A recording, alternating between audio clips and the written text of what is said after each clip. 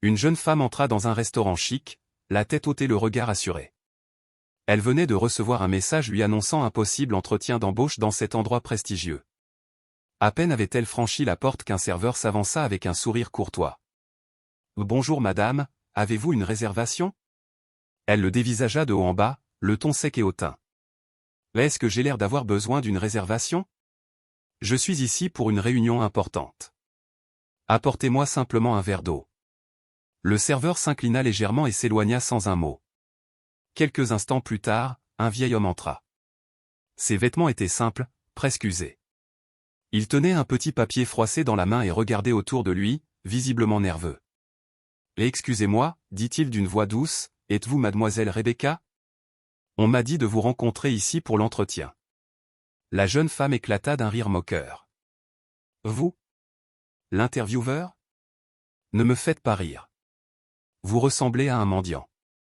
Allez-vous asseoir ailleurs avant que je n'appelle la sécurité. » Le vieil homme baissa les yeux, soupira silencieusement et quitta la table sans protester.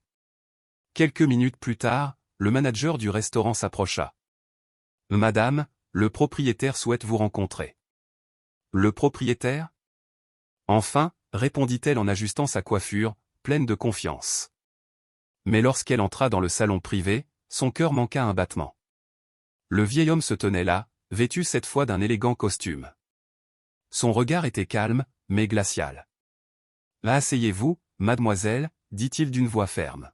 « Monsieur, je ne savais pas que vous étiez. » Il la coupa aussitôt. « Vous n'aviez pas besoin de savoir qui j'étais. Vous aviez seulement besoin de savoir comment vous comporter. » Les larmes lui montèrent aux yeux. « S'il vous plaît, donnez-moi une seconde chance, c'était une erreur. » Il secoua lentement la tête.